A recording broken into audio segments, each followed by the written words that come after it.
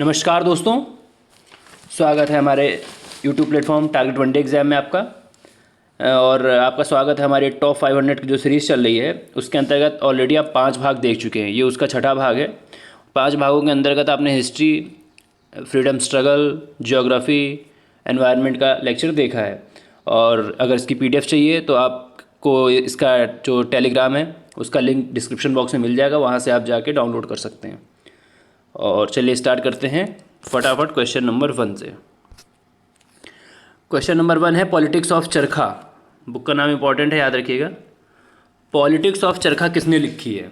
ठीक है, तो इसका सही उत्तर होगा JB कृपलानी। JB कृपलानी जी के विषय में थोड़ा सा जान लीजिए। जो ये JB कृपलानी थे वो भारत की आज़ादी के बाद कांग्रेस के प्रथम अध्यक्ष थे। बहुत बार पूछा जाता है कि भारत की आज़ादी के बाद यानी 1947 15 अगस्त 1947 के बाद भारतीय राष्ट्रीय कांग्रेस का अध्यक्ष किसको चुना गया? तो याद रखिएगा सही उत्तर होगा JB कृपलानी। ठीक है, बस इतना ही आप जानकारी रखिए। प्रश्न संख्या 2 पे आते हैं। बैंक वॉश प्रभाव का प्रयोग सर्वप्रथम किसने किया था? तो याद रखिएगा इसका सही उत्तर होगा गुन्नार मिडल। आज को ये लेक्चर है हमारा इकोनॉमिक्स पे, तो सारे प्रश्न हमारे इकोनॉमिक्स से संबंधित, इकोनॉमिक्स के आसपास रहेंगे। तो बात की जाए बैंक वॉश प्रभाव की तो गुन्नार मिडल थे, उन्होंने सर्वप्रथम इसका प्रयोग किया था। इसको एज इट इज़ आप याद कर लीजिए। अब हम आते हैं अगले प्रश्न संख्या 3 पे। और प्रश्न संख्या 3 है विश्वव्यापी महान मंदी किस वर्ष आई थी? मतलब अगर इसको बोला जाए तो वर्ल्ड वाइड ग्रेट डिप्रेशन कब आया था? तो याद रखिएगा 1929 को आया था। तो इस 9 बहुत इंपॉर्टेंट है क्योंकि इस समय ऑलरेडी एक पैंडेमिक यानी कोरोना फैला हुआ है, तो जिस कारण कोरोना के कारण भी आर्थिक मंदी आई हुई है। तो अगर ये आर्थिक मंदी है तो इससे पुरानी वाली आर्थिक मंदी भी आपके लिए महत्वपूर्ण है पता रखना कि वो कब आई थी। तो याद रखिएगा 1929 को पूरे विश्व में महान आर्थिक मंदी का दौर था। प्रश्न संख्या 4 पे आते हैं। भारत में वित्त आयोग के गठन का प्रावधान संविधान के किस अनुच्छेद में है? तो देखिए इंपॉर्टेंट चीज़ है, इसको याद रखिएगा।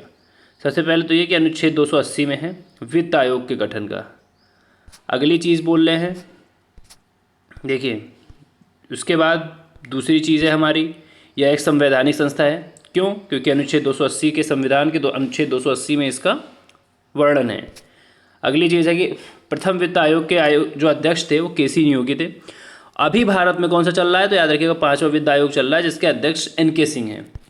ये तो हो गई बेसिक चीज़ें जो आपको पता होनी चाहिए कि 280 अनुच्छेद 280 में इसका वर्णन है। संवैधानिक संस्था है और प्रथम अध्यक्ष भी बहुत बार पूछे जाते हैं परीक्षाओं में, तो KC नियोगी हैं। अभी 15वां वित्त आयोग चल रहा है। इससे पहले 14वां वित्त आयोग था, उसके थे YV रेड्डी, वो अध्यक्ष थे। और अगर YV रेड्डी की बात की जाए तो ये RBI के पूर्व गवर्नर भी रह चुके हैं, इसीलिए महत्वपूर्ण थे। अब इस समय NK सिंह हैं और 15वां वित्त आयोग है। इसकी रिकमेंडेशन कब से शुरू होगी? तो याद रखिएगा 1 अप्रैल 2020 से अगले 5 वर्षों के लिए है। तो इतनी जानकारी आप कम से कम रखिएगा। ग्रेशम का नियम किससे संबंधित है? इकोनॉमिक्स में कई सारे रूल्स हैं जो पूछे जाते हैं, जैसे मॉल्थस, एक रूल होता है मॉल्थस का नियम। ये किससे संबंधित है? ये जनसंख्या से संबंधित है। वो ये बोलता है कि अगर जनसंख्या या फिर आप कहें कि खाद्यान्न उत्पादन जो होता है वो 1, 2, 3 इस स्पीड से बढ़ेगा, तो जो जनसंख्या है वो किस स्पीड से बढ़ेगी? 1, 2, 4, 8, 16। समझ रहे हैं? तो जनसंख्या का बढ़ना हमेशा गुणात्मक होता है, जबकि खाद्यान्न जो हमारा बढ़ता है वो हमेशा एक सरल रेखा में बढ़ता है, 1, 2, 3, 4 नॉर्मल। तो ये नियम किसने दिया? मॉल्थस ने। फिलहाल हम ग्रेशम के नियम की बात कर रहे हैं, तो ये होता है मुद्रा के प्रचलन से, करेंसी के सर्कुलेशन से संबंधित होता है, याद रखिए। अगला इंपॉर्टेंट प्रश्न है कि प्रश्न संख्या 6 है सिडबी का मुख्यालय कहाँ है? अब सिडबी के विषय में आपको सारी चीज़ें पता होनी चाहिए। पहले तो इसका फुल फॉर्म तो याद रखिएगा, भारतीय लघु उद्योग विकास बैंक। ठीक है, भारतीय लघु उद्योग विकास बैंक यानी small industrial development bank of India, SIDBI. इसका मुख्यालय कहाँ है? इसका मुख्यालय लखनऊ में है। दूसरी चीज़ ये है कि सिडबी की स्थापना 1990 में हुई थी। हाल ही में स्वावलंबन एक्सप्रेस सिडबी द्वारा चलाई गई, जिसका उद्देश्य उद्यमिता को बढ़ावा देना है, यानी एंटरप्रेन्योरशिप को बढ़ावा देना है। एक और इम्पॉर्टेंट चीज़ ये है कि इसके अंतर्गत ये शुरू कहाँ से होगी, अगर पूछा जाए तो लखनऊ से ही शुरू होगी और 11 जिलों को कवर करेगी, यूपी के 11 डिस्ट्रिक्ट्स को कवर करेगी और इसके अंतर्गत उद्यमियों को सर्विसेज मिलेंगी। ठीक है, इसका नाम स्वावलंबन एक्सप्रेस। देखिए, कोई भी टॉपिक अगर आपको दिखता है तो उसको आप करंट से जब तक लिंक नहीं करेंगे वो आपको ना तो याद रहेगा और ना वो आपको यूज़फुल रहेगा। तो जैसे कि सिडबी की बात आई और इस स्वावलंबन एक्सप्रेस भी अभी चलाई है, तो आपको इस मैटर को करंट से किस तरह कनेक्ट करना है, ये चीज़ें आपको सीखनी है। चलिए, प्रश्न संख्या 7 पे आते हैं हम लोग। प्रश्न संख्या 7 है नरेगा, जो कि बाद में मनरेगा योजना बन गई। कब प्रारंभ हुई? पहले नरेगा थी, बाद में मनरेगा हो गई। मनरेगा का फुल फॉर्म भी अब मैंने लिख रखा है, तो इम्पॉर्टेंट है, आप इसको याद रखिएगा। मनरेगा का फुल फॉर्म है महात्मा गांधी रोजगार गारंटी योजना। ठीक है, महात्मा गांधी रोजगार गारंटी योजना इंपॉर्टेंट है, याद रखिएगा। अब अगर आपसे पूछा जाए कि सबसे पहले कि भाई ये बताइए कि कहाँ से शुरू हुई, तो याद रखिएगा 2 फरवरी, सबसे पहले तो 2 फरवरी को 2006 को आंध्र प्रदेश के अनंतपुर गांव से, और बाद में अक्टूबर 2009 को इसका नाम बदल के मनरेगा किया गया है। ठीक है, पहले इसका नाम नरेगा था, बाद में मनरेगा किया गया। पहले 2 फरवरी 2006 को शुरू हुई और उसके पश्चात 2 अक्टूबर यानी गांधी जयंती जिसको बोलते हैं, 2 अक्टूबर 2009 को इसका नाम बदल के कर दिया गया MNREGA, Mahatma Gandhi national rural guarantee scheme, MNREGA. तो इतनी चीज़ें याद रखिएगा, महात्मा गांधी जी को समर्पित कर दी गई, इसीलिए 2 अक्टूबर को इसका नाम बदला गया। थोड़ा हिंट के तौर पे आप याद रख सकते हैं।